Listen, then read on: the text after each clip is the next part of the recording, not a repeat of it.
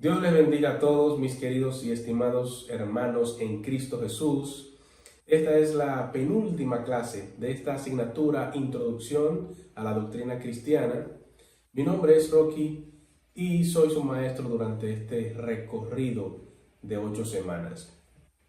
En esta clase vamos a estar abordando el tema de cómo vive la iglesia.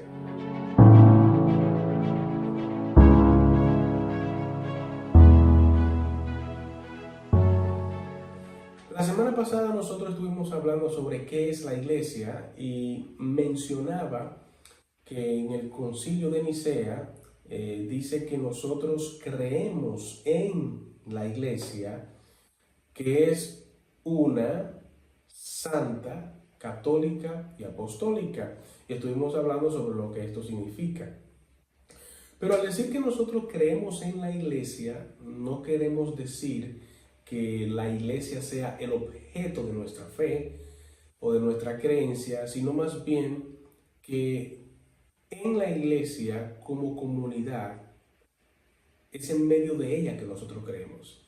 Esto es lo que prácticamente nos dice Justo González, donde él dice que esta frase no significa, ¿verdad?, que nosotros creemos en la iglesia, y da algunas aclaraciones al respecto, pero menciona algo como que es en medio de la iglesia que nosotros creemos. O sea, somos creyentes porque estamos en la iglesia. Y esta declaración pudiera acarrear una serie de preguntas que quizás se pudieran salir del enfoque de esta clase del día de hoy, porque no únicamente nosotros creemos porque estamos en la iglesia, sino que también nosotros estamos en la iglesia porque creemos. En fin, ahí habrá algunas preguntas que podrán surgir de cómo nosotros podemos de alguna manera hacer que esto combine.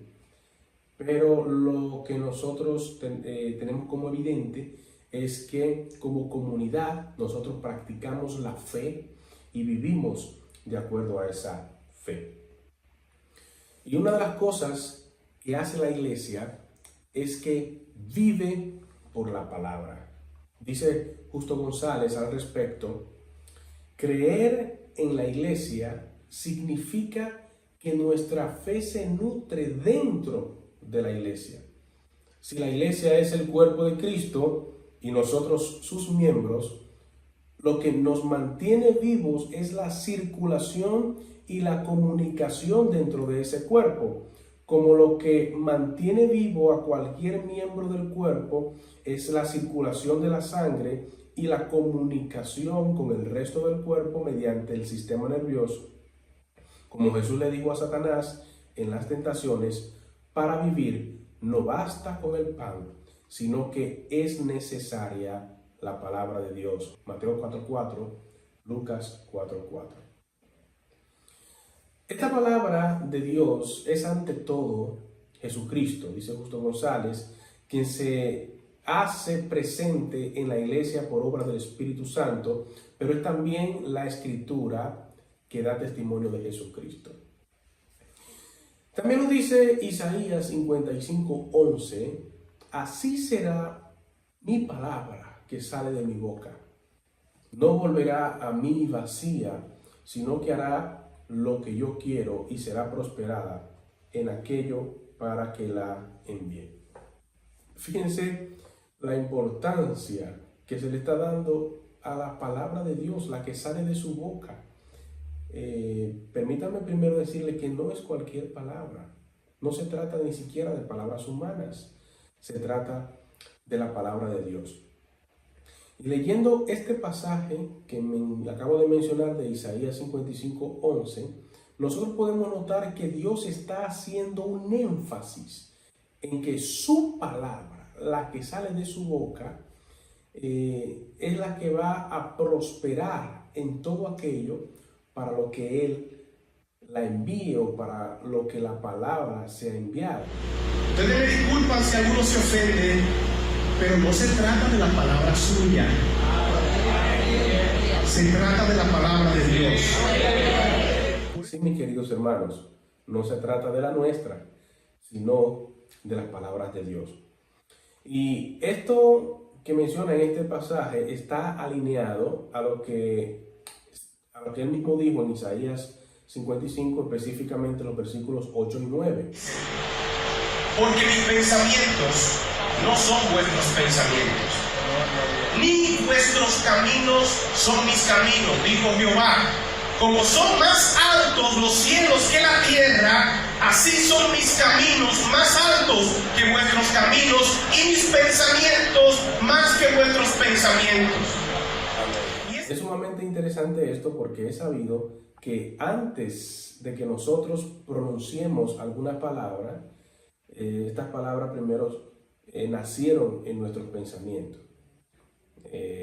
Es decir, primero surge dicha palabra en nuestros pensamientos y en la misma dimensión en la que Dios dice que sus pensamientos no son nuestros pensamientos, en esa misma dimensión nosotros debemos considerar también sus palabras, porque también sus palabras no son nuestras palabras. Él dice, porque mis pensamientos no son vuestros pensamientos, ni vuestros caminos mis caminos, dijo Jehová. Como son más altos los cielos que la tierra, así son mis caminos más altos que vuestros caminos y mis pensamientos más que vuestros pensamientos. Esto lo dice unos versículos antes de hablar acerca de las palabras que salen de su boca. En esa misma dimensión, sus palabras están muy distantes de las nuestras, y como iglesia nosotros vivimos por esas palabras de Dios. Es como diría Jesucristo, mencionamos anteriormente cuando citábamos a Justo González, no solo del pan vivirá el hombre, sino de toda palabra que sale de la boca de Dios. Ahora, lo que sale de la boca de Dios no es poca cosa, y eso nosotros debemos tenerlo pendiente. Imagínese todo lo que fue creado. Póngase a pensar, deténgase por un momento y piense sobre cada rama de la biología, cada rama de la medicina, los que estudian medicina, los que estudian ecología, ¿verdad? Cualquier rama del saber que tenga que ver con la naturaleza, con la creación, imagínese todo lo que hay que estudiar para darse cuenta de toda esa maravilla que es la creación y el ser humano también, todos los sistemas, el mundo, el reino vegetal, el reino animal, cada sistema del cuerpo humano, todo el universo, la inmensidad de todo lo creado. Imagínese todo eso que fue creado por las palabras de Dios. Eso no es cualquier cosa. Nosotros como iglesia necesitamos comprender este concepto para saber que el contar con las palabras de ese Dios soberano, todopoderoso, es un gran privilegio que tenemos y es nuestra garantía. No hay nada que nos garantice algo, solamente la palabra de Dios. Miremos este pequeño corte para traer como ilustración algo importante. We have found. I love science, and science has just brought us the largest star they've found. It's called, are you ready for this? Canis Majoris. Now, I'm no linguist, but that's a cool name for the biggest star we've found so far. I think that means the big dog star, and that's exactly what it is. I bring it to you as a little bitty purple, glow just to the right of center there. But Canis Majoris, oh wow, if the earth were a golf ball, Canis Majoris would be the height of Mount Everest.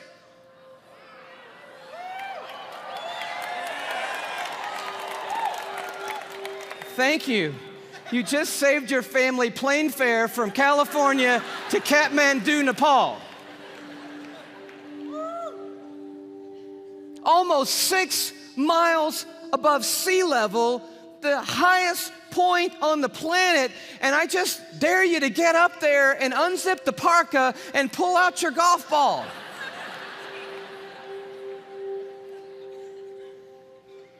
You could fit 7 quadrillion Earths inside Canis Majoris. That's enough Earth, if the Earth were a golf ball, to cover the entire state of Texas in golf balls, 22 inches deep. Do you see the one you're on?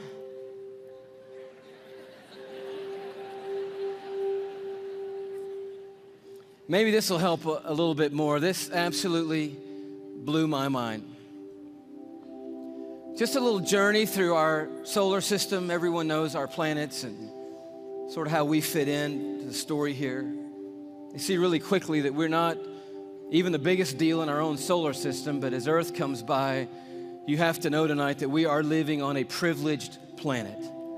Anyone would tell you we're living at one of the most special places, if not the most special place in all of creation. But Neptune comes by and Saturn and then Jupiter, and you're like, okay, we're not all that big, even in our own little cul-de-sac.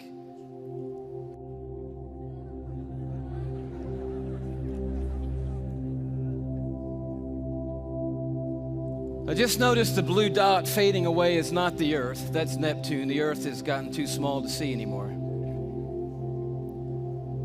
Sirius comes by. Little plug for satellite radio.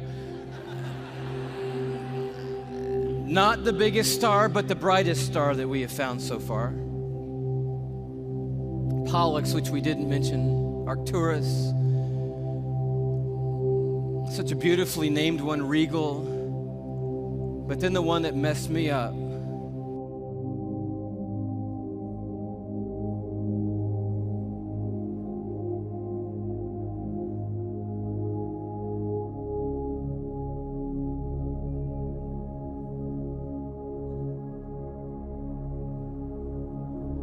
Our third star, Musifi.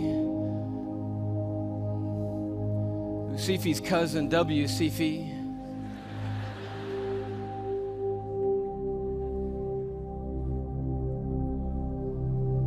And Canis Majoris.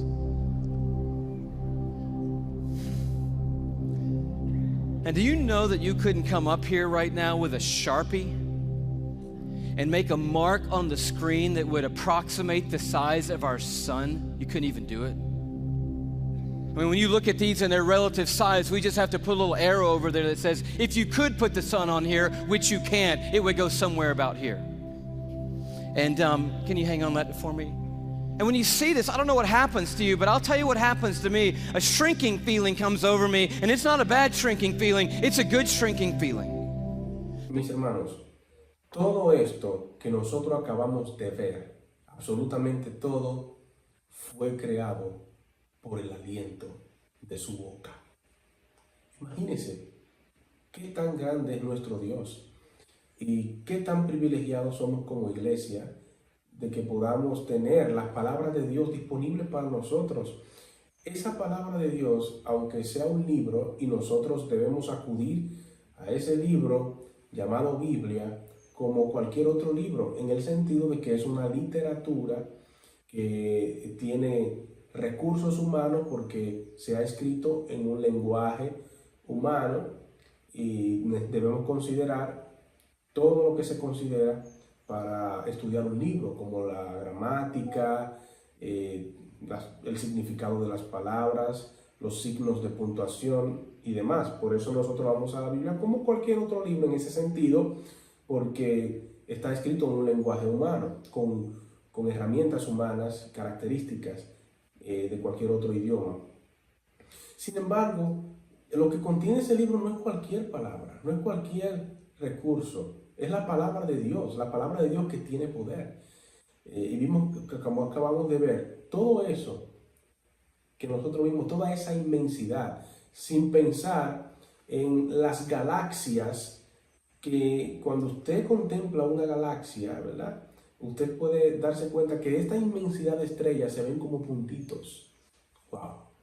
¡Qué tan grande es nuestro Dios! Y dice Salmos 33:6, por la palabra de Jehová fueron hechos los cielos y todo el ejército de ellos por el aliento de su boca.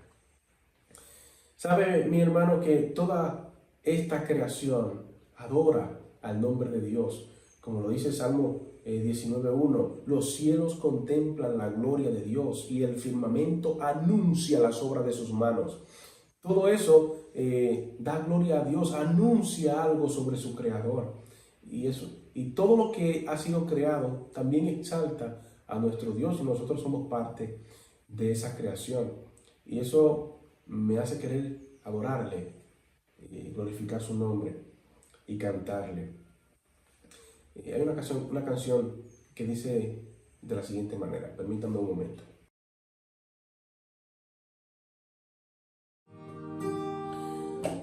Discúlpenme mis hermanos, pero quiero cantar. Así que si usted quiere, cante conmigo. Es que todo lo que nosotros hacemos, lo hacemos por la palabra de Dios. Su palabra creó todo y asimismo ha hecho una nueva criatura de nosotros. Y eso debe ser motivo para adorarle, porque con solo el hablar hace tantas cosas en nuestras vidas. Cantémosle esa canción, o esta parte de esta canción, dice. Con solo hablar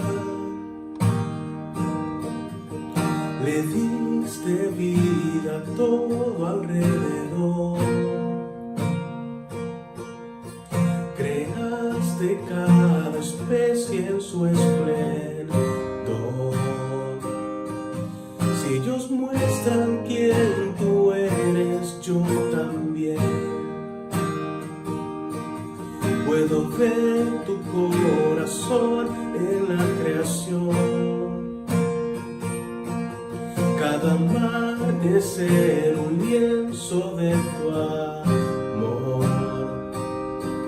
Si los cielos te obedecen, yo también. Si los cielos te alaban, yo también. Si los montes se arrodillan, yo también. Si los mares se someten, yo también. Y si todo fue creado para ti, yo también. Si los vientos te obedecen, yo también. Si las rocas te adoran, yo también. Y si aún me queda mucho que expresar, 1,000,000 de veces volveré a cantar.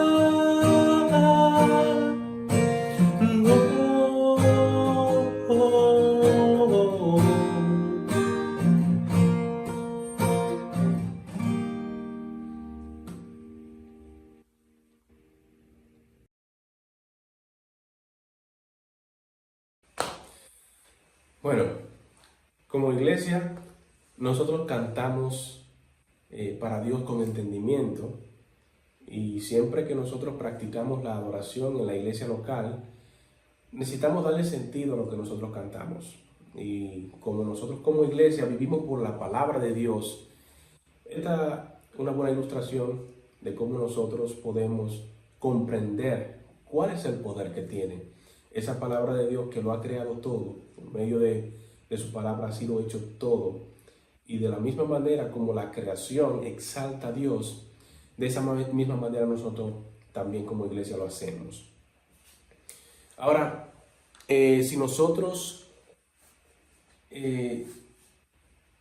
como iglesia cantamos, nosotros cantamos aquello que creemos, cantamos nuestra teología.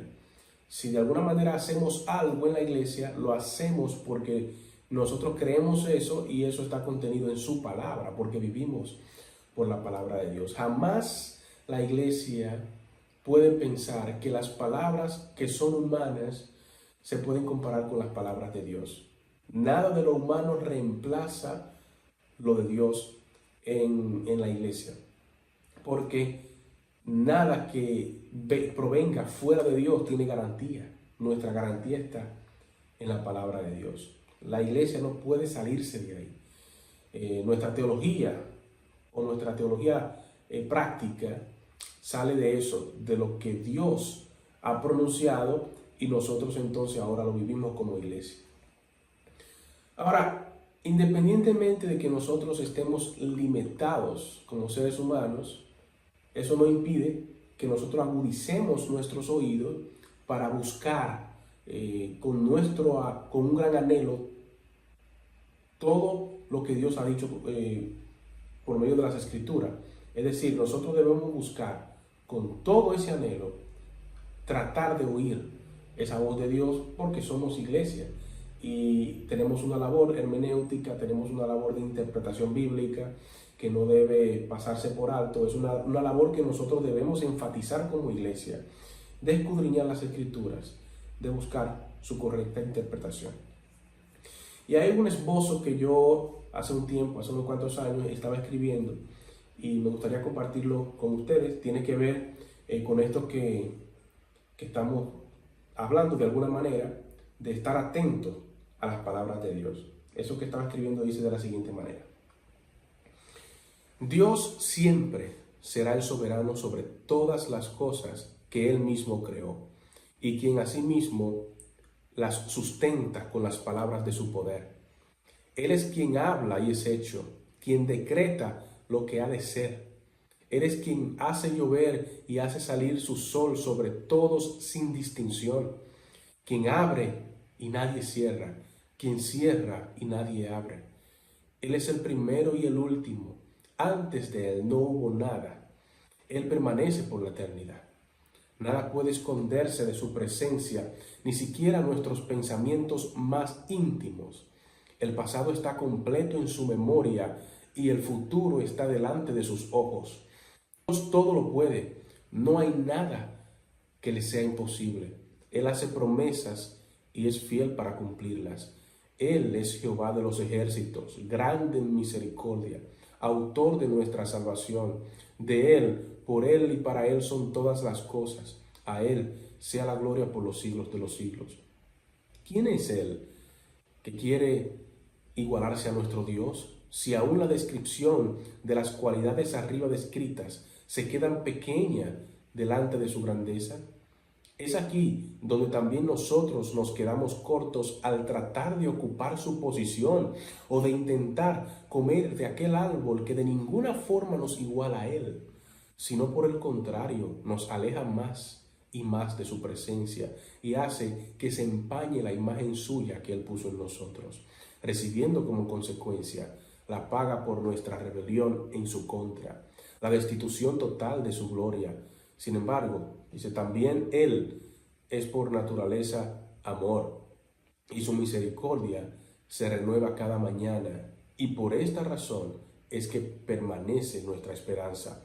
Solamente necesito escuchar su voz, darme esperanza y que me haga una promesa para salvarle, tan solo una.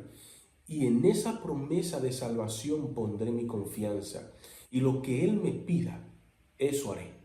No me distraerán los ruidos alrededor de su voz, sino que agudizaré mi oído para seguir al pie de la letra su palabra, tal y cual Él me la pronuncie, pues no confío en lo que no es su palabra. Yo necesito su salvación, y si con tan solo hablar Dios creó un universo tan grande, ¿qué es lo que su palabra no podrá hacer en mí? Aún con ojos cerrados, igual seguiré su voz. Que sus palabras entren por mi oído y a su vez salgan por mi boca, y que al salir sus palabras prevalezcan contra las mías. No pienso perder mi tiempo poniendo mi fe en otra cosa que no sea su fidedigna palabra, pues no hay garantías en palabras declaradas por hombres. Por eso quiero que las mías sean un eco de las suyas, y las sagradas escrituras inspiradas por mi Dios soberano y todopoderoso sean aquella voz que mis ojos y oídos necesitan leer y escuchar. La idea de todo esto que comparto es lo que por naturaleza la iglesia necesita hacer, vivir por la palabra de Dios. No son nuestras palabras humanas, como dije ahorita, las que van a hacer que la iglesia sea eficaz en la misión de Dios. Son las palabras del dueño de la misión. Mis queridos hermanos, imagínense una palabra que nace, gloria al Señor, el pensamiento sin límites. Una palabra que nace en pensamientos que no tienen límite de altura. Imagínense una palabra que nace en la altura de lo imposible. Unos pensamientos que nacen, gloria al Señor, en la altura de la soberanía divina, en las alturas de la omnipotencia de Dios, en las alturas de los atributos incomunicables de nuestro Dios Todopoderoso. No estamos hablando de cualquier palabra, estamos hablando de una palabra que no se limita a las leyes de la naturaleza. Gloria a Dios. Por eso Dios solamente tiene que hablar y la luz se hace. Amén. Solamente Dios tiene que hablar y la tierra produce animales. Gloria al Señor. Solamente Dios tiene que hablar y las aguas producen peces. Así será la palabra que sale de mi boca, no volverá a mi vacía. Nosotros como iglesia practicamos la predicación, donde de alguna manera nos volvemos un canal de la palabra de Dios. Y también hay prácticas de la iglesia que la iglesia celebra de una manera repetida, que a través de las cuales nosotros experimentamos y escuchamos de alguna manera la palabra de Dios. Estas prácticas también se le conocen como los sacramentos. Son prácticas repetitivas que fueron ordenadas por Jesús y que nosotros la practicamos en la iglesia como un sacramento, como una ordenanza. Nosotros como iglesia, la Iglesia de Dios de la Profecía, practicamos 3 de estas ordenanzas o sacramentos, o también ordenanzas sacramentales, como también se le llama, que son el bautismo en agua, la cena del Señor y el lavatorio de pies. Aunque el lavatorio de pies no siempre se practicó en la iglesia primitiva, sino que más adelante se le añade esta práctica por los anabaptistas, pero no son estas únicas 3 las prácticas sacramentales que se han llevado a cabo, que se han realizado o que se han practicado durante toda la historia de la iglesia, sino que han habido más. Por ejemplo, la Iglesia Católica Romana practica 7 sacramentos, pero también la Iglesia a través de la historia ha practicado hasta 30, o algunos han sugerido por lo menos 30 sacramentos que tienen que ver con prácticas que hace la Iglesia, que de alguna manera se han ordenado en la palabra de Dios y que se reconoce como un sacramento. Por ejemplo, el ayuno para algunos es un sacramento, y así muchas otras prácticas. Pero como Iglesia, con el título de sacramento u ordenanza, nosotros tenemos esas 3 que menciono: bautismo en agua, la cena del Señor o Eucaristía, como también se le llama anteriormente, y el lavatorio de pies o el lavacro de los pies, en este caso de los santos, como nosotros la tenemos como Iglesia de la Profecía. Y aunque nosotros no le llamemos necesariamente sacramento, porque pareciera ser que pertenece a otra organización que no es la nuestra, sin embargo no hay ningún problema con el uso de alguna de estas terminologías. Al principio se le llamó sacramento por ser un acto que de alguna manera se considera sagrado. Más adelante los reformadores le llamaron ordenanza, y luego entonces también se le conoce como ordenanzas sacramentales, mayormente por la Iglesia Pentecostal. Pero indistintamente estos 3 términos son utilizados y no habría ningún problema con utilizar uno u otro. Algo importante para que resaltemos siempre, y así lo enfatiza Justo González, es que hay que cuidarse de atribuirle a estos sacramentos alguna cualidad mágica. No la tienen. Sin embargo, hay que tener presente que Dios actúa en ellos y hay de alguna manera que mirarlos como encuentros transformadores a través de la presencia y el poder del Espíritu Santo. Estos eventos son eventos transformadores y como iglesia necesitamos mirarlo así. Son eventos que, aunque con ellos no compramos la salvación, están vinculados de alguna manera a actos salvíficos. Tanto el bautismo Dice la palabra de Dios que nos salva, no como no quitando la inmundicia de la carne, sino como la aspiración a una buena conciencia, pero es un evento de salvación. Hay personas que están pronunciando, que están viviendo un momento salvífico al declarar públicamente su fe en Jesús. Es un evento de salvación. Lo mismo lo es la Cena del Señor, porque nos recuerda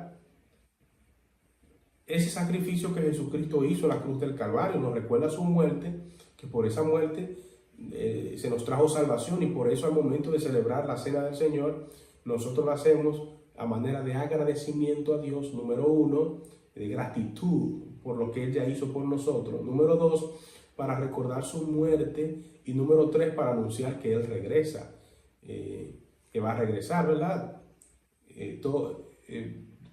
Dice 1 Corintios, ¿verdad? Cada vez que tomes de esta copa y de este pan, la muerte de Cristo anunciáis hasta que Él regrese. De manera que anunciamos también que en algún momento nuestro Señor Jesucristo regresa. Pero recordemos siempre que todo lo que nosotros practicamos como iglesia, todo lo que la iglesia hace, lo hace porque ésta debe vivir por la palabra de Dios. Dios les bendiga. Nos vemos la próxima semana.